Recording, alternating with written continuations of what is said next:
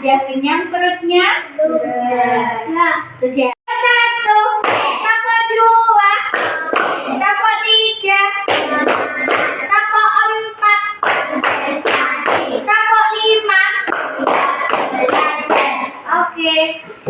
Nah, sekarang kita akan membuat keyakinan kelas ya sayang ya. Nah, buat peraturan kelas dulu ya. Setelah nanti anak-anak membuat peraturan kelas, kemudian nanti kita sepakati bersama menjadi sebuah keyakinan ke kelas. Nah, contohnya peraturan kelas kita itu apa sih, Mas Habib? Tidak boleh makan saat jam pelajaran. Tidak boleh makan saat jam pelajaran. Boleh nanti. Nah, peraturan-peraturan itu kamu tulis di sini ya. Setiap anak nanti dapat berapa? Dapat 2. Nanti ditulis terus ditempel di papan. Nanti kata-kata yang belum sempurna akan kita sempurnakan menjadi kata yang lebih positif. Oke. Ainun.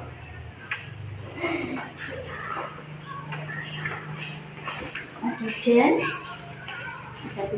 Silakan ditulis peraturan-peraturan yang ada di kelas kita. Menurut kamu peraturan apa saja yang harus ditulis, kemudian silakan ditempel di papan. Kalau sudah tertempel semua, nanti kita sepakati bersama ya, menjadi suatu keyakinan kelas. Mana Nana, sudah selesai apa belum? Sudah. Sekarang peraturan yang sudah kamu buat, silakan ditempel di papan tulis. Bergantian sayang ya, jadi Mbak Manda dulu.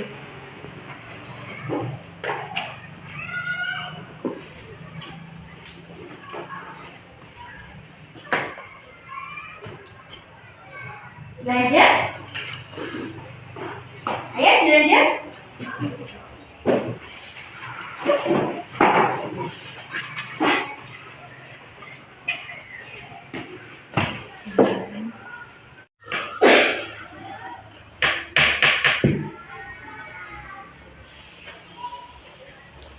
Nah, peraturan yang sudah anak buat sendiri itu sudah tertempel semua. Sudah. Sekarang Bu Kiki baca satu-satu ya. Di sini ada peraturan untuk berkata sopan, no bullying, tidak boleh mencoret dinding, tidak boleh ramai di kelas, tidak mencoret dinding, dilarang berkelahi dengan teman, menjaga kebersihan, disiplin dan tepat waktu. Nah, dari peraturan yang sudah anak-anak buat sendiri, sekarang kita rubah menjadi keyakinan kelas. Kita rubah katanya ya sayang ya. Kata-kata yang sudah kamu buat, sekarang kita rubah dalam bentuk yang lebih positif. Ya. Nah, jadi peraturan-peraturan yang sudah anak-anak tempel di papan ya. Peraturan yang sudah kita sepakati bersama, sekarang kita rubah menjadi suatu keyakinan kelas ya. Menjadi keyakinan kelas. Misalkan di situ ada peraturan untuk berkata sopan. Nah, berkata sopan kita bisa rubah menjadi kata yang lebih positif lagi, yaitu apa? Kami murid yang sopan. Kenapa dibuat kami murid yang sopan? Karena agar kamu yakini ya, agar dapat kamu yakini bahwa kamu adalah murid yang sopan. Nah, tidak? Nah. Oke, anak-anak. Nah, nanti keyakinan kelas yang sudah kita buat bersama akan Bu Kiki print dan bisa anak-anak tempel di belakang.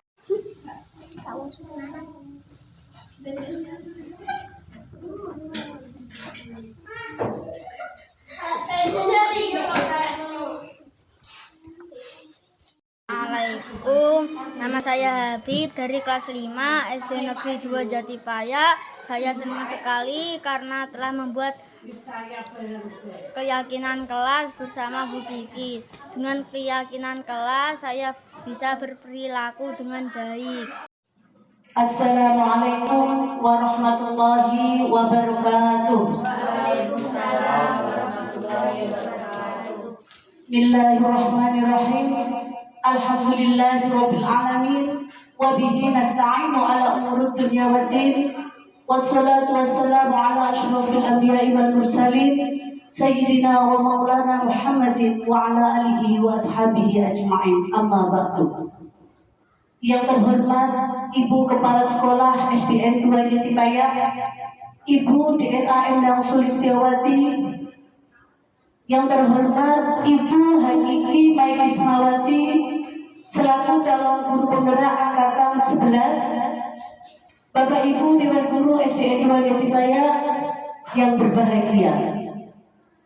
Pertama, marilah kita panjatkan rasa puji syukur kehadirat Allah Subhanahu wa Ta'ala, karena dengan rahmatnya lah kita semua bisa berkumpul dalam acara di ruangan yang insya Allah penuh berkah ini, dalam acara pemaparan penyebaran praktek baik calon guru penggerak angkatan 11 SDN 2 Jatipaya, Kecamatan Modo, Kabupaten Lamongan, tahun ajaran 2024 dalam keadaan sehat walafiat.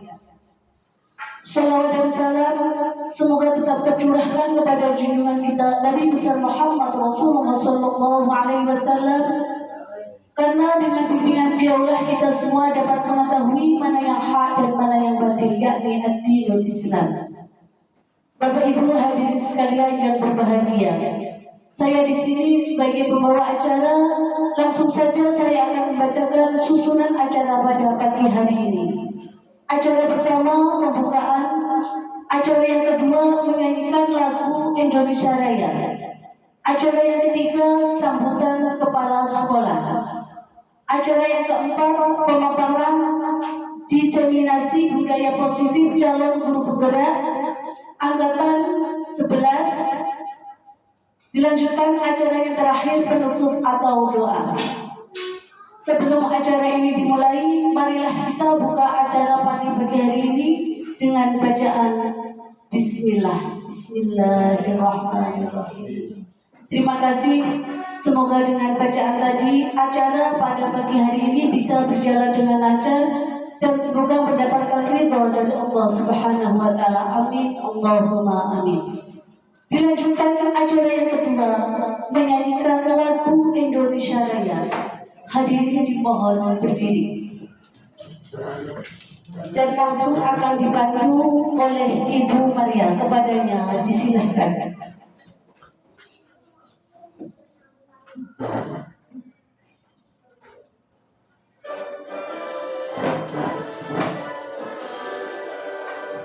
Indonesia tanah airku, tanah tumpah darahku. Di sanalah aku berdiri, jadi pandu ibuku. Indonesia kebangsaanku, bangsa dan tanah airku. Marilah kita berseru, Indonesia bersatu. Hiduplah tanahku, hiduplah negeriku, bangsaku, rakyatku semuanya. Bangunlah jiwanya, bangunlah badannya untuk Indonesia Raya. Indonesia Raya, merdeka, merdeka, tanahku, negeriku yang ku cinta. Indonesia Raya, merdeka, merdeka, hiduplah Indonesia Raya. Indonesia Raya, merdeka, merdeka, tanahku, negeriku yang ku cinta. Indonesia Raya, merdeka, merdeka, hiduplah Indonesia Raya. Mohon duduk kembali. Dilanjutkan acara yang ketiga, sambutan kepala sekolah. Kepada Ibu DRA Endang Sulistiawati, waktu dan tempat kami persilahkan. Bismillahirrahmanirrahim.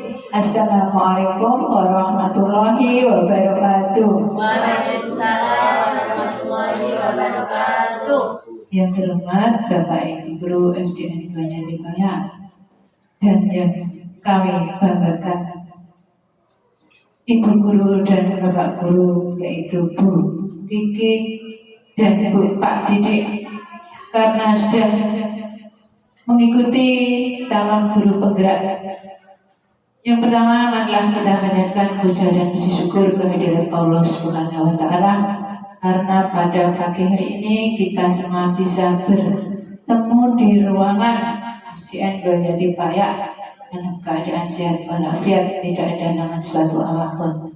Yang kedua, salawat dan salam semoga tetap tercurah pada junjungan Nabi besar Muhammad SAW yang telah berjuang memimpin umatnya dari zaman jahiliyah menuju zaman adinul Islam, sehingga kita semua mampu membedakan mana yang halal dan mana yang haram. Selanjutnya wajib kita amalkan dalam kehidupan kita sehari-hari. Bapak Ibu Guru yang kami hormati, sekarang bisa bertemu dalam rangka diseminasi calon guru penggerak angkatan 11 SDN 2 Jatipaya, Kecamatan Modo, Kabupaten Lamongan. Kami sebagai seorang leadership yang berada di SDN 2 Jatipaya merasa bangga karena guru-guru kami bisa lolos mengikuti calon guru penggerak angkatan 11 dengan harapan bisa menciptakan budaya positif sesuai dengan visi yang ada di lembaga kami, yaitu terbentuknya peserta didik berkarakter, berakhlak mulia, tercerdas dalam berimpact yang berdasar iman dan takwa. Dalam arti iman di sini, peserta didik kita dituntut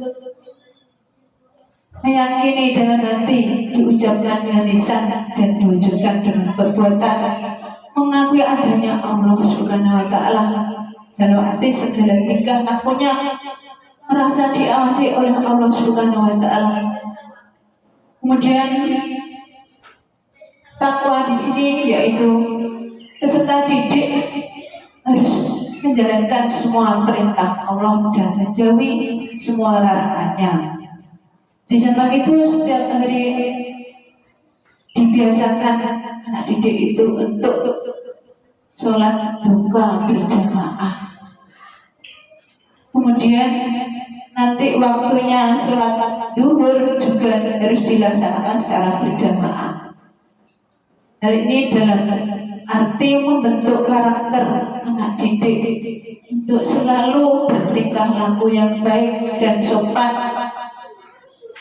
di sekolah kepada Bapak Ibu Guru maupun orang tuanya yang ada di rumah. Yang bisa kami sampaikan apabila ada kata-kata yang kurang berkenan di hati Bapak Ibu Guru dan sebagai manusia yang lemah, banyak salah dan khilaf, mohon maaf. Wabillahi taufiq wal hidayah. Assalamualaikum warahmatullahi wabarakatuh. Waalaikumsalam warahmatullahi wabarakatuh. Terima kasih atas sambutannya. Semoga apa yang disampaikan tadi bisa bermanfaat bagi kita semua. Dilanjutkan acara yang keempat, pemaparan diseminasi budaya positif calon guru penggerak angkatan 11 kepada Ibu Hakiki Mai Ismawati SPD. Kepadanya Assalamualaikum warahmatullahi wabarakatuh. Alhamdulillahirabbil alamin hamdan yufi'u wa yukafi'u majidah. Wassalatu wassalamu ala Rasulillah Muhammad sallallahu alaihi wasallam. Kepada yang terhormat Ibu Kepala Sekolah SD Negeri 2 Jatipaya, Ibu DRA Enang Sulistiawati, dan yang kami hormati Bapak Ibu Dewan Guru SD Negeri 2 Jatipaya. Marilah kita bersama-sama memanjatkan puji syukur kita kehadirat Allah Subhanahu wa Ta'ala karena telah memberikan rahmatnya sehingga pada siang hari ini, pada hari Jumat tanggal 23 Agustus 2020, berkumpul di sini dalam keadaan sehat walafiat tanpa kekurangan sesuatu apapun. Salawat serta salam tak lupa kita curahkan kepada junjungan Nabi besar kita, yakni Nabi Muhammad SAW, yang telah membawa kita dari zaman jahiliyah menuju zaman adil Islam. Bapak, Ibu guru yang kami hormati, sebelumnya saya ucapkan terima kasih banyak atas waktu yang sudah Bapak Ibu guru luangkan untuk mengikuti kegiatan pada siang hari ini. Mohon maaf Bapak Ibu, di sini saya menggunakan sound system yang sangat mungil. Nah, ini kemarin oleh-oleh dari Lokakarya Bapak Ibu ya. Sound ini diberikan oleh BPDB, Balai Besar Guru Penggerak. Bapak Ibu, pada kesempatan siang hari ini saya ingin menyampaikan, atau lebih tepatnya kita sharing saja ya Bapak Ibu ya, tentang budaya positif di sekolah.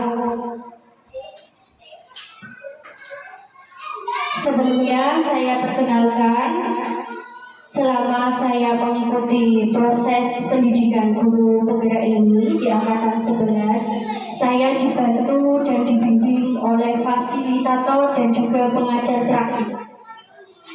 Fasilitator saya di sini adalah Bapak Muhammad Samsuri, dan pengajar praktik saya yang sudah kedua kali ke sekolah ini dengan pendampingan individu, yaitu Bapak Eri Wibowo. Bapak Ibu, konsep inti budaya positif. Yang pertama, perubahan paradigma belajar. Yang kedua, disiplin positif. Yang ketiga, nilai-nilai kebajikan. Yang keempat, kebutuhan dasar manusia. Yang kelima, motivasi perilaku manusia. Yang keenam, posisi kontrol guru. Yang ketujuh, keyakinan kelas. Yang kedelapan, segitiga restitusi. Pembelajaran dengan paradigma baru. Pembelajaran paradigma baru atau kurikulum merdeka merupakan pembelajaran yang berorientasi pada penguatan kompetensi dan pengembangan karakter yang sesuai dengan dimensi profil pelajar Pancasila. Sedangkan disiplin positif di sini berasal dari kata Latin yaitu disiplina, yang artinya belajar. Kata disiplin ini juga berkonotasi dengan disiplin diri. Seseorang yang memiliki disiplin diri berarti mereka bisa bertanggung jawab terhadap apa yang dilakukannya, karena mereka mendasarkan tindakan mereka pada nilai-nilai kebajikan universal. Bapak Ibu, tentunya sebagai seorang pendidik, tujuan kita adalah menciptakan anak-anak yang memiliki disiplin diri, sehingga mereka bisa berperilaku dengan mengacu pada nilai-nilai kebajikan universal dan memiliki motivasi intrinsik dalam perubahan perilaku ke arah yang lebih baik. Nah, motivasi ini dibagi menjadi dua. Yang pertama ada motivasi intrinsik dan motivasi ekstrinsik. Motivasi intrinsik merupakan dorongan yang bersumber dari dalam diri seseorang. Nah, misalnya dorongan ingin minum, dorongan ingin bisa, dan lain sebagainya. Kemudian motivasi ekstrinsik merupakan dorongan untuk membuat sesuatu yang berasal dari luar diri. Berbuat sesuatu yang berasal dari luar diri, misalnya seseorang itu bertingkah laku karena adanya suatu penghargaan, pengakuan, ujian, hadiah, dan sebagainya. Selanjutnya, nilai-nilai kebajikan. Nilai-nilai kebajikan adalah sifat-sifat positif manusia yang merupakan tujuan mulia yang ingin dicapai setiap individu. Ada 6 nilai-nilai kebajikan yang bersifat universal. Di antaranya, yang pertama profil pelajar Pancasila, yang kedua itu primary years program, yang ketiga 9 pilar karakter, yang keempat petunjuk seumur hidup dan keterampilan hidup, Yang kelima, The Seven Essential Virtues. Dan yang keenam, The Virtues Project. Nilai kebajikan yang pertama yaitu profil pelajar Pancasila.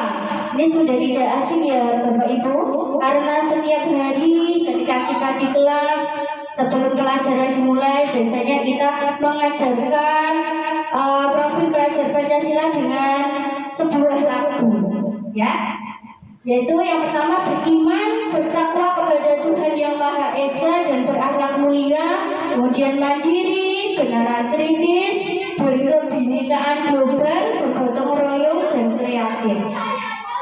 Nilai kebajikan selanjutnya yaitu Ibu Primarius Program dan sikap yang harus dimiliki oleh seorang murid.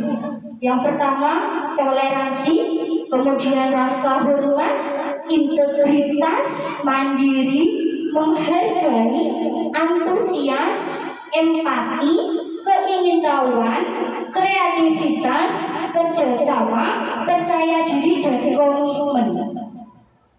Nilai kebajikan selanjutnya yaitu 9 pilar karakter. Cinta Tuhan dan segenap ciptaannya, kemandirian dan tanggung jawab, kejujuran, hormat dan santun, dermawan, suka menolong dan gotong royong, percaya diri, kreatif dan bekerja keras, kepemimpinan dan keadilan, baik hati dan rendah hati, toleransi, serta kedamaian dan kesatuan. Nilai kebajikan yang selanjutnya yaitu petunjuk seumur hidup dan keterampilan hidup. Yang termasuk keterampilan hidup yaitu dapat dipercaya, lurus hati, pendengar yang aktif, tidak merendahkan orang lain, memberikan yang terbaik dari diri. Kemudian yang termasuk petunjuk hidup ada peduli, penalaran, bekerja sama, keberanian, keingintahuan, usaha, keluasan, berorganisasi, kesabaran, keteguhan hati, kehormatan, memiliki rasa humor, berinisiatif, integritas, pemecahan masalah, sumber pengetahuan, tanggung jawab, dan persahabatan. Nilai kebajikan yang selanjutnya yaitu The Virtues Project. Ya, ada peduli, rajin, integritas, rasa hormat, keterus-terangan, keberanian, kebahagiaan, tanggung jawab, kebersihan, kesantunan, keadilan, pengabdian, komitmen, kreatif, baik hati, bijaksana, belas kasih, semangat, kesetiaan, bersyukur, percaya diri, kedermawan, berprinsip, toleransi, belas kasih, kejujuran, bersahaja, percaya, bertujuan, dermawan, keteraturan, lurus hati, tenggang rasa, harga diri, kedamaian, ketegasan, gotong royong, rendah hati, keteguhan hati, dan pengertian. Kemudian nilai kebajikan yang selanjutnya yaitu The Seven Essential Virtues. Di sini ada empati, suara hati, kontrol diri, rasa hormat, kebaikan, toleransi, dan keadilan. Bapak Ibu, selanjutnya yaitu ada 3 kebutuhan dasar manusia. Maaf, ada 5 ya. 5 kebutuhan dasar manusia. Kebutuhan yang pertama yaitu kebutuhan untuk bertahan hidup. Kebutuhan bertahan hidup atau yang disebut survival adalah kebutuhan yang bersifat fisiologis untuk bertahan hidup, misalnya kesehatan, rumah, dan makanan. Kemudian kebutuhan yang kedua yaitu kasih sayang dan rasa diterima atau kebutuhan Bluetooth mode. Kemudian yang kedua yaitu kebutuhan kasih sayang dan rasa diterima atau kebutuhan untuk diterima. Kebutuhan ini meliputi keinginan untuk tetap terhubung dengan orang lain seperti teman, keluarga, pasangan hidup, dan teman kerja. Kebutuhan yang ketiga yaitu penguasaan atau kebutuhan pengakuan atas kemampuan. Kebutuhan ini meliputi membuat perbedaan, bisa membuat pencapaian, kompeten, diakui, dan dihormati. Kebutuhan yang keempat yaitu kebebasan atau kebutuhan akan pilihan. Kebutuhan kebebasan yang tinggi menginginkan pilihan. Mereka perlu banyak bergerak dan suka mencoba-coba.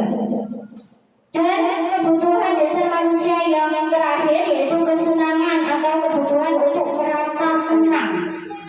Kebutuhan akan kesenangan adalah kebutuhan untuk mencari kesenangan, bermain dan tertawa. Nah, Bapak Ibu, di sini saya punya contoh kasus tentang kebutuhan dasar manusia. Yang dimana Ibu Ambar itu sebagai guru wali kelas 2A di SD Pelita Hati sedang bingung menghadapi ulah salah satu murid di kelasnya yang bernama Doni. Beberapa anak di kelas 2A telah datang padanya dan mengeluhkan Doni yang sering kali meminta bekal makan siang mereka dengan paksa. Jika Anda menghadapi situasi seperti Ibu Ambar, apa yang akan Anda lakukan? Menurut Anda, kira-kira apa alasan Doni melakukan hal itu? Nah, di sini ada beberapa kebutuhan yang terlibat dalam situasi tersebut, Bapak Ibu. Yang pertama, Doni ketika ditanya oleh Ibu Ambar, alasannya karena dia lapar dan orang tuanya tidak membawakan bekal makanan siang. Nah, kira-kira kebutuhan apa ini yang belum terpenuhi oleh Doni atau yang sedang ingin dipenuhi oleh Doni? Berarti kebutuhan untuk bertahan hidup. Survival, benar sekali. Yang kedua, sementara apabila Doni menjawab alasannya mengambil bekal temannya karena dia merasa temannya sehingga memperhatikan dia. Doni merasa senang kalau diperhatikan oleh temannya. Berarti kebutuhan yang sedang Doni ingin penuhi itu apa, Bapak Ibu? Benar ya, kebutuhan akan rasa kasih sayang. Kemudian yang ketiga, Doni merasa hebat karena temannya jadi takut dengan dia dan menuruti keinginannya. Nah, kebutuhan apa yang sedang dipenuhi oleh Doni di sini, Bapak Ibu? Kebutuhan penguasaan. Nah, selanjutnya dia merasa bosan dengan bekal makanannya yang dibawakan ibunya dari rumah karena ibunya selalu membawakan bekal yang sama. Oleh karena itu, dia ingin mencoba makanan teman-temannya yang beraneka ragam. Jadi kebutuhan yang sedang Doni penuhi di sini apa? Kebutuhan akan kebebasan. Nah, yang terakhir Doni melakukannya karena iseng saja dan dia menikmati ekspresi wajah teman-temannya yang kesal karena diambil makanannya dan menurut dia ekspresi teman-temannya itu lucu. Nah, di sini kebutuhan yang sedang Doni ingin penuhi adalah kebutuhan apa, Bapak Ibu? Kesenangan. Benar sekali. Saya lanjut ya. Selanjutnya yaitu motivasi perilaku manusia. Motivasi perilaku manusia ini dibagi menjadi 3. Yang pertama, untuk menghindari ketidaknyamanan atau hukuman. Ya, ini adalah tingkat terendah dari motivasi perilaku manusia. Biasanya orang yang memiliki motivasi yang pertama ini, ya, perilakunya untuk menghindari hukuman atau ketidaknyamanan, itu termasuk motivasi yang bersifat eksternal. Bluetooth mode. Ya. Kemudian untuk mendapatkan imbalan atau penghargaan dari orang lain, satu tingkat di atas motivasi yang pertama. Di sini orang berperilaku untuk mendapatkan imbalan atau penghargaan dari orang lain. Motivasi ini juga bersifat eksternal. Dan yang ketiga, untuk menjadi orang yang mereka inginkan dan menghargai diri sendiri dengan nilai-nilai yang mereka percaya. Motivasi ini bersifat internal. Selanjutnya, posisi kontrol guru. Ada 5 posisi kontrol guru. Yang pertama, sebagai penghukum. Guru berperan sebagai penghukum dengan memberikan konsekuensi langsung atas pelanggaran. Yang kedua, guru sebagai pembuat rasa bersalah. Guru membantu murid perenung dan merasa bertanggung jawab atas kesalahan mereka. Yang ketiga, guru sebagai teman. Guru berperan sebagai teman yang mendengarkan dan memahami muridnya. Yang keempat, guru sebagai pemantau. Guru memantau perilaku murid secara cermat. Dan yang kelima, posisi guru sebagai manajer. Guru berperan sebagai manajer yang membimbing murid dalam mengatasi masalah dan menyelesaikan masalah. Contoh kasus posisi kontrol guru. Sabrina hari itu bangun terlambat dan terburu-buru sampai di sekolah. Dia pun akhirnya sampai di gerbang sekolah, tapi baru menyadari kalau tidak menggunakan sepatu hitam seperti yang tertera di peraturan sekolah. Di depan kelas, Pak Uman memperhatikan sepatu Sabrina yang berwarna coklat.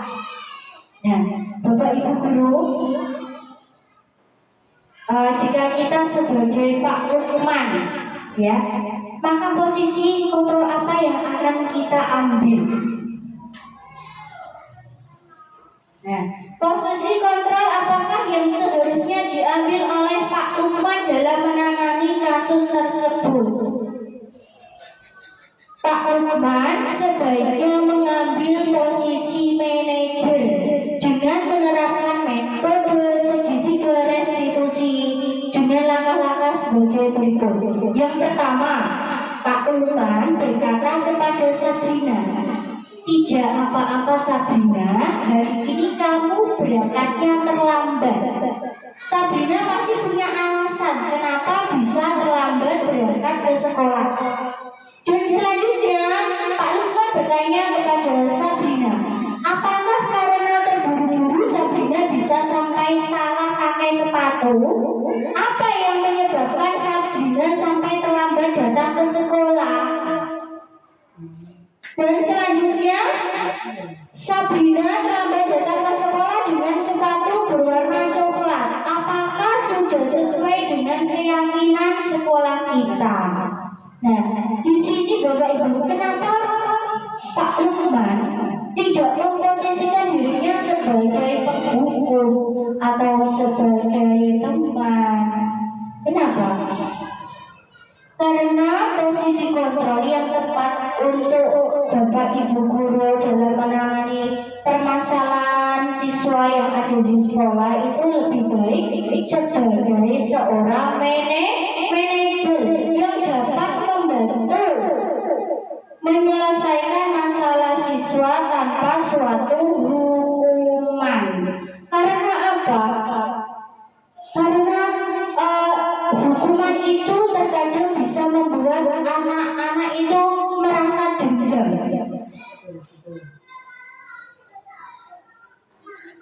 Selanjutnya yaitu keyakinan kelas.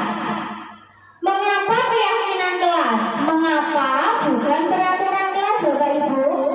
Nah, di kelas-kelas Bapak Ibu saat ini sudah tertera ya peraturan kelas atau kesepakatan kelas. Nah, sudah. Kenapa kok keyakinan kelas, Bapak Ibu, bukan peraturan kelas? Tolong. Bluetooth mode.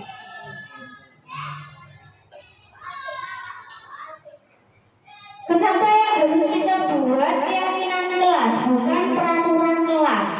Nah, karena keyakinan kelas, ya keyakinan sendiri itu adalah nilai-nilai kebajikan universal yang disepakati secara peraturan lepas dari latar belakang suku, negara, bahasa maupun agama. Nilai-nilai kebajikan bahwa menekankan pada keyakinan seseorang akan lebih memotivasi seseorang dari dalam. Seseorang akan lebih tergerak dan bersemangat untuk menjalankan keyakinannya daripada hanya sekedar mengikuti serangkaian peraturan tertulis tanpa makna.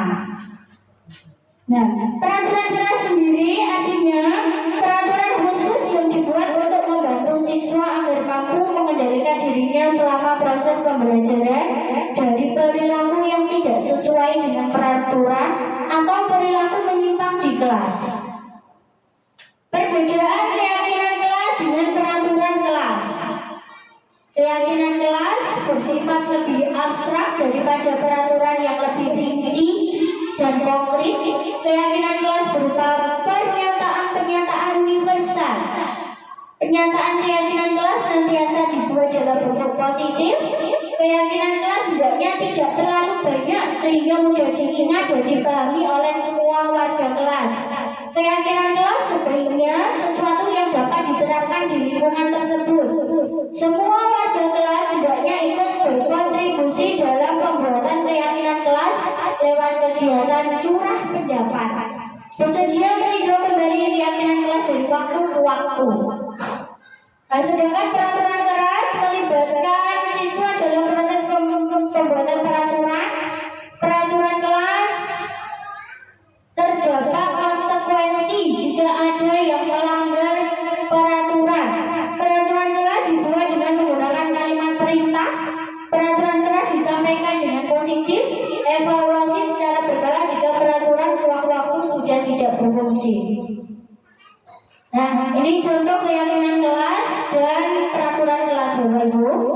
Di sini keyakinan kelasnya, contohnya kami murid yang rajin, kami murid yang saling menghargai, kami murid yang peduli kebersihan kelas, kami murid yang saling menyayangi, kami murid yang senang bergotong royong. Sedangkan peraturan kelasnya, masuk kelas tepat waktu, tidak membuat keributan selama pelajaran di kelas, tidak membuat coretan di dinding dan mengotori fasilitas kelas, dilarang berkelahi dengan teman, melaksanakan tugas piket sesuai aturan. Dari contoh ini, apakah Bapak Ibu sudah paham apa yang membedakan antara keyakinan kelas dengan peraturan kelas? Keyakinan kelas itu timbul dari dalam hati siswa tanpa ada rasa paksaan. Dengan peraturan kelas itu siswa seakan-akan ada paksaan harus mengikuti aturan kelas. Jadi yang lebih baik ya keyakinan kelas itu untuk menumbuhkan minat siswa supaya punya kesadaran bahwa itu merupakan panggilan yang terbaik untuk siswa. Beda laras benar ya. Untuk keyakinan kelas ini berarti apa, Bapak Ibu? Menumbuhkan motivasi dari dalam, ya. Kalau peraturan kelas itu motivasinya dari luar. Nah, mungkin anak melaksanakan peraturan atau menaati peraturan itu karena terpaksa, karena ketidaknyamanan, ya. Karena mungkin takut dihukum atau yang bersifat lebih baik itu ingin mendapatkan pujian dari gurunya. Nah, ketika kita membuat peraturan kelas dengan memberikan hukuman atau konsekuensi, ya, jika siswa melanggar peraturan tersebut, siswa akan menaati peraturan tersebut karena untuk menghindari hukuman. Ini seperti teori motivasi yang sudah saya jelaskan sebelumnya. Ketika anak menaati peraturan karena untuk menghindari hukuman, ketika anak menaati peraturan karena untuk menghindari hukuman, yang dimana anak melakukan hal tersebut karena ingin mendapat pujian atau menghindari ketidaknyamanan seperti hukuman. Nah, itu berarti yang muncul adalah apa? Dalam pembuatan peraturan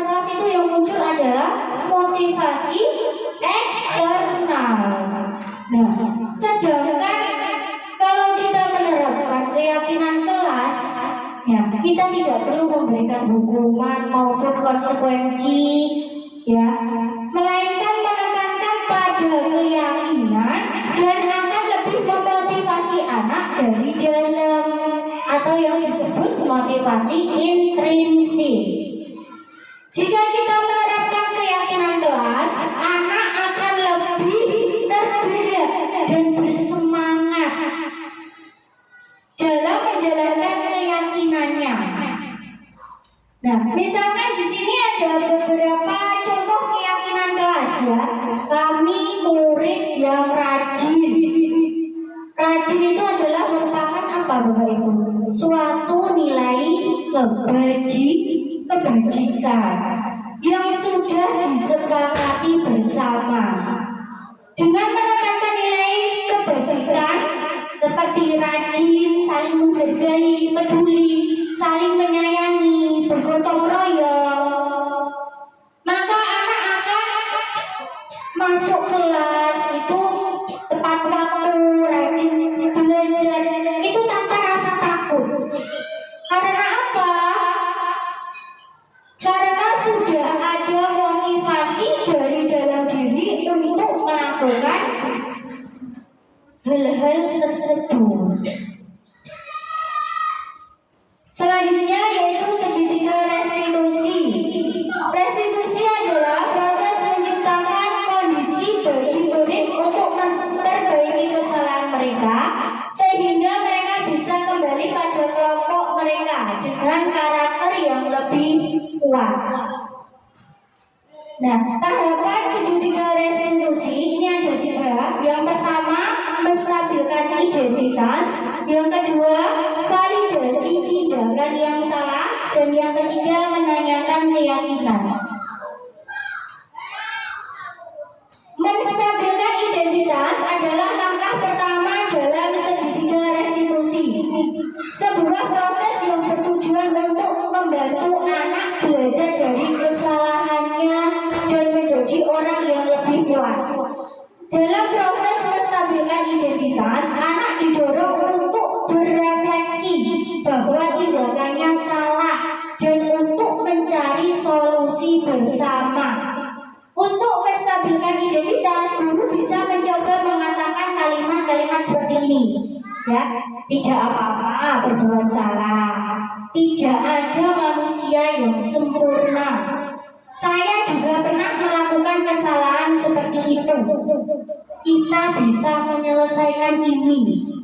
Bapak Ibu tidak tertarik mencari siapa yang salah, tapi Bapak Ibu ingin mencari solusi dari permasalahan ini.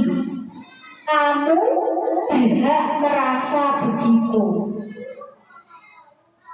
Selanjutnya, validasi tindakan yang salah adalah langkah kedua dari segitiga restitusi. Validasi tindakan yang salah merupakan tentang memahami dan mengakui perasaan siswa, bukan memberikan izin untuk terus melakukan kesalahan. Validasi tindakan yang salah membantu menciptakan lingkungan yang aman dan terbuka. Saat siswa merasa bahwa mereka dapat berbicara tentang kesalahan tanpa takut dihakimi, mereka akan lebih cenderung untuk berbicara terbuka tentang masalah yang mereka hadapi. How long? Bluetooth mode. Untuk validasi tindakan yang salah, guru bisa mencoba mengatakan kalimat-kalimat seperti ini.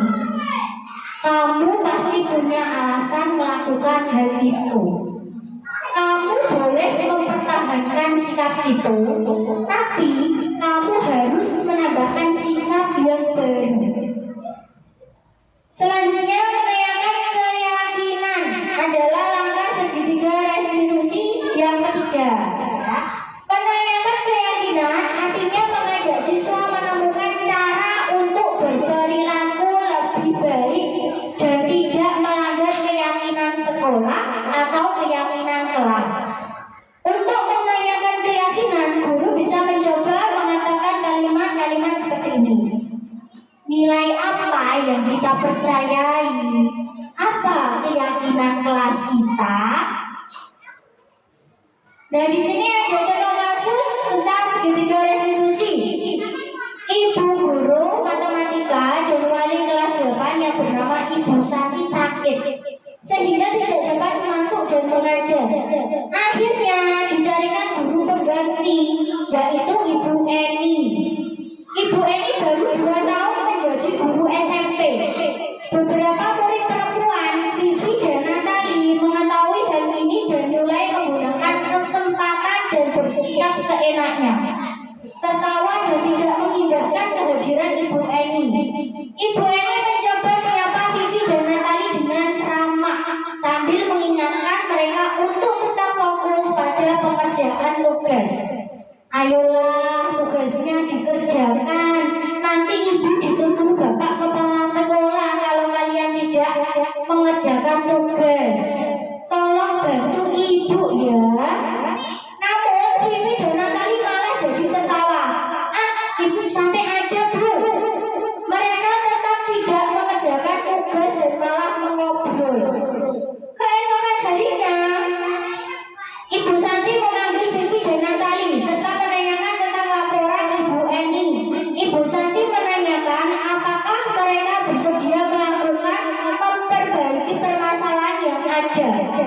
Vivi dan Natali sempat ragu-ragu dan membela diri, namun pada akhirnya mengatakan akan meminta maaf. Ibu Santi menanggapi bahwa tindakan itu boleh saja dilakukan bila mereka sungguh-sungguh ingin meminta maaf. Namun Ibu Santi menanyakan kembali apa yang mereka bisa lakukan untuk menggantikan rasa tidak dihormati Ibu Santi. Baik Vivi maupun Natali mengakui bahwa perilaku mereka tidak sesuai dengan keyakinan kelas. Ibu Santi melanjutkan kembali apa yang mereka lakukan untuk memperbaiki masalah. Apakah ada gagasan? Setelah berpikir sejenak, Natali dan Vivi mengusulkan bagaimana kalau mereka mengadakan sebuah diskusi kelompok dengan teman-teman sekelasnya. Tema yang mereka pilih adalah penerapan keyakinan kelas, terutama tentang sikap saling menghormati dan bagaimana penerapannya di kehidupan sehari-hari di sekolah. Usulan kedua yaitu mengirimkan email pada Ibu Eni tentang gagasan mereka. Mereka pun memberitahu Ibu Eni bahwa mereka telah memberitahu kepala sekolah yaitu Bapak Hasan bila lain waktu ketika ada ketidakadaan guru, maka mereka akan mengusulkan Ibu Eni sebagai guru pengganti. Nah, penyelesaian kasus pada segitiga resolusi ini apa Bapak Ibu? Dalam kasus di atas, langkah-langkah resolusi apa saja yang sudah dijalankan oleh Ibu Santi? Yang pertama, Ibu Santi sudah melakukan menstabilkan identitas dengan bertanya dan mengajak untuk bertanggung jawab atas kesalahan yang telah diperbuat oleh Vivi dan Natali. Dan yang kedua, Ibu Santi sudah melakukan validasi tindakan yang salah. Vivi dan Natali meminta maaf dan Bu Santi menanyakan kesalahan apa yang mereka perbuat dan apa yang bisa mereka lakukan untuk menggantikan rasa tidak hormat terhadap Ibu Eni. Dan yang ketiga, Ibu Santi sudah How long? Bluetooth mode. Dan yang ketiga, Ibu Eni, Dan yang ketiga, Ibu Santi sudah menanyakan keyakinan kelas. Bu Santi mengingatkan keyakinan kelas yang mereka langgar dan meminta mereka memberikan gagasan untuk memperbaiki kesalahan. Baik Bapak Ibu, selanjutnya adalah sesi tanya jawab. Untuk Bapak Ibu yang ingin bertanya, monggo saya persilakan. Ya, silakan Ibu Maria. Monggo, mari Ibu, mari.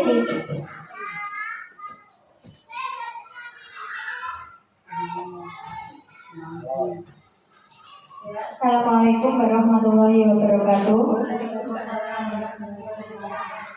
Terima kasih atas waktunya. Mohon izin bertanya Bu Gigi. Tadi sudah Bu Gigi jelaskan mengenai 5 posisi kontrol guru. Apakah ada indikator-indikator posisi kontrol guru?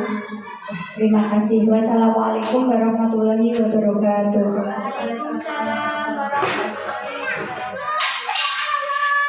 Terima kasih atas pertanyaannya Bu Maria.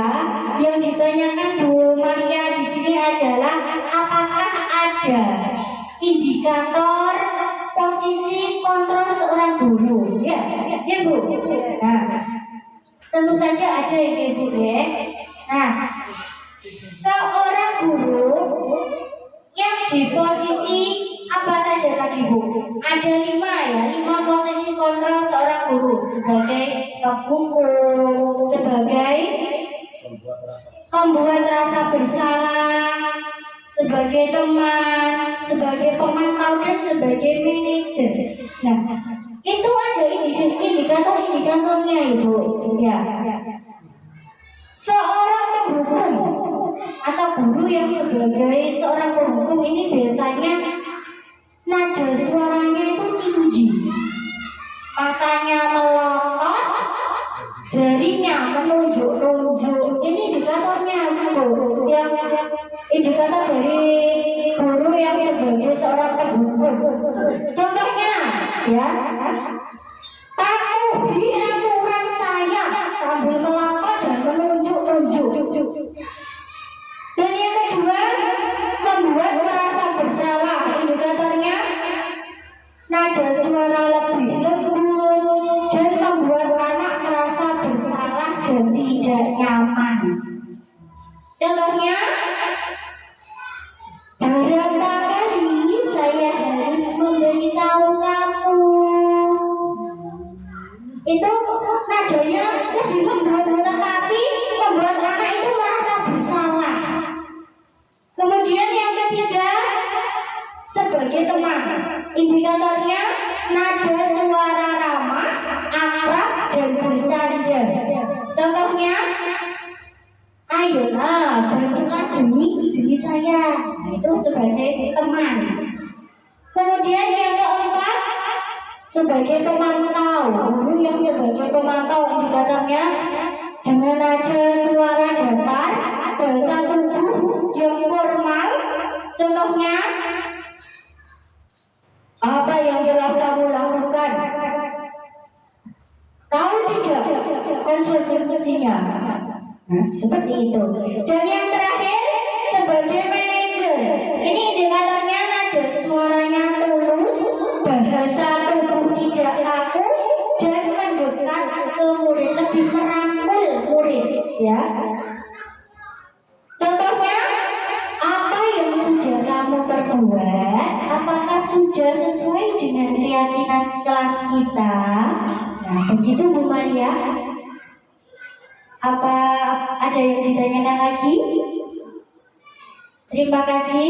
Untuk selanjutnya, Bapak Ibu, monggo yang ingin bertanya. Ya, waktunya masih ada. Monggo yang silakan yang ingin bertanya. Ya, monggo Bu Siti Roma. Terima kasih atas waktunya.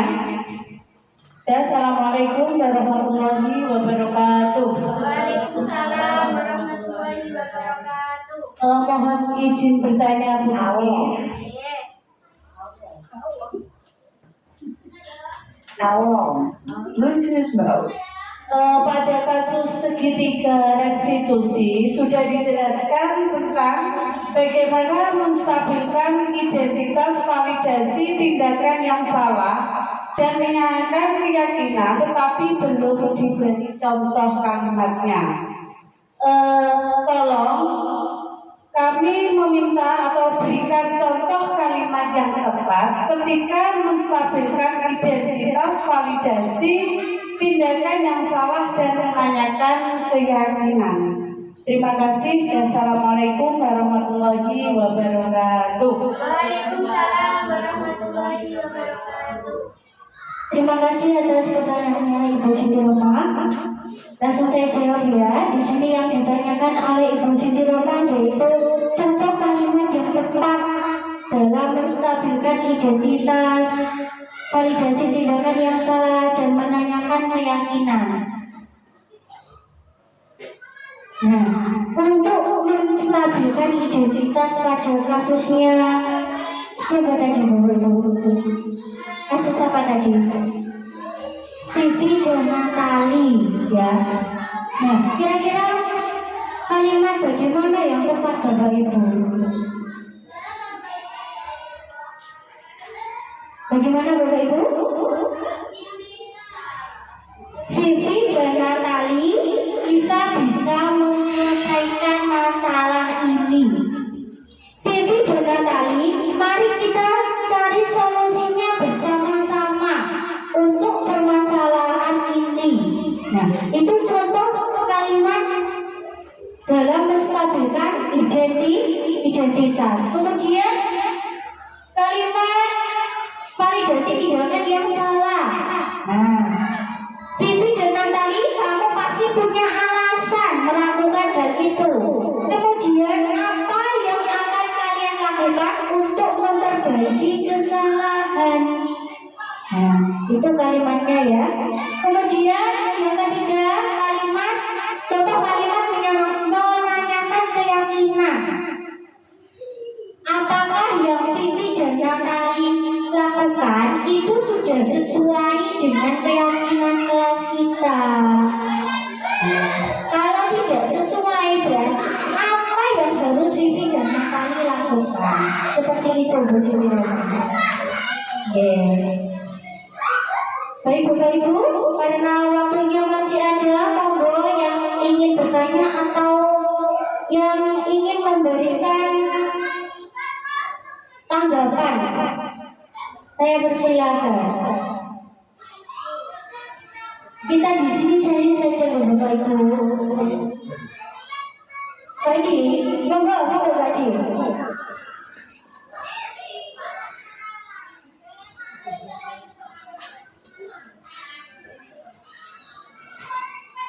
Assalamualaikum warahmatullahi wabarakatuh. Terima kasih.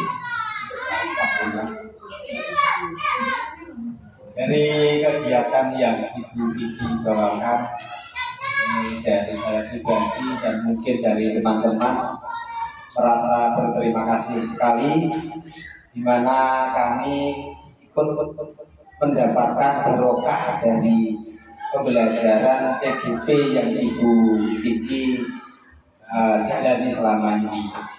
Dan saya melihat bagaimana yang beliau jelaskan, menurut saya Ibu Kiki dan mungkin teman-teman, saya merasa mendapatkan hawa kesejukan baru dalam dunia pendidikan.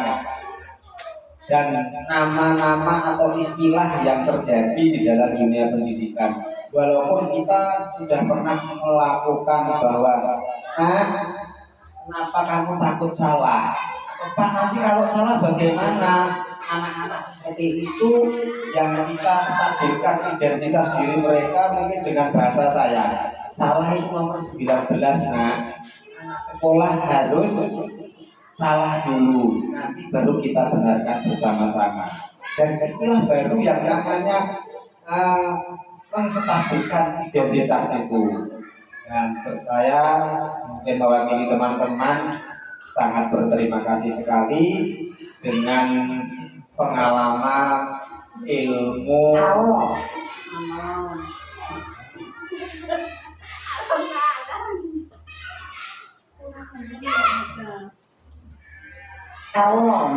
Bluetooth mode. Dan mungkin dari saya pribadi dan teman-teman sangat berterima kasih kembali, berterima kasih sekali karena mendapatkan ilmu yang Ibu Kiki bawakan, dapatkan. Kami merasa bahagia atas pembagian dari Ibu Kiki. Mungkin mewakili teman-teman dan saya pribadi berterima kasih sekali lagi. Yang dari saya Bukiki, Assalamualaikum warahmatullahi wabarakatuh. Waalaikumsalam warahmatullahi wabarakatuh. Terima kasih Pak Haji atas masukannya. Nah, Bapak Ibu, apakah masih ada pertanyaan? Cukup ya. Nah, demikian presentasi diseminasi dari saya hari ini. Apabila ada kurangnya, kami mohon maaf yang sebesar-besarnya. Wassalamualaikum warahmatullahi wabarakatuh. Waalaikumsalam warahmatullahi wabarakatuh.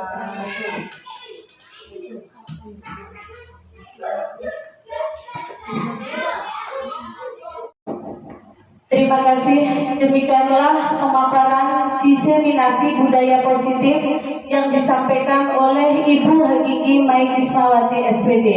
Semoga apa yang disampaikan tadi bisa bermanfaat untuk kita semua dan selanjutnya nanti kita bisa mempraktekkan untuk anak didik kita di sekolah. Dilanjutkan acara yang terakhir, penutup atau doa. Marilah kita tutup acara pada siang hari ini dengan bacaan hamdalah bersama-sama. Alhamdulillahirabbil alamin. Dan saya di sini sebagai pembawa acara, apabila ada kesalahan atau kekurangan, saya mohon maaf yang sebesar-besarnya. Akhirul kalam, wabillahi taufiq wal hidayah, wa ridha wal inayah. Wassalamualaikum warahmatullahi wabarakatuh. Waalaikumsalam warahmatullahi wabarakatuh. Assalamualaikum warahmatullahi wabarakatuh. Perkenalkan, nama saya Maria Ulfa dari SD Negeri 2 Jatipayak, Kecamatan Modo, Kabupaten Lamongan. Saya senang sekali bisa mengikuti diseminasi yang dipaparkan oleh Ibu Hakiki Mai Ismawati, dan saya akan menerapkan segitiga restitusi untuk pemecahan masalah yang ada di sekolah saya. Terima kasih. Wassalamualaikum warahmatullahi wabarakatuh.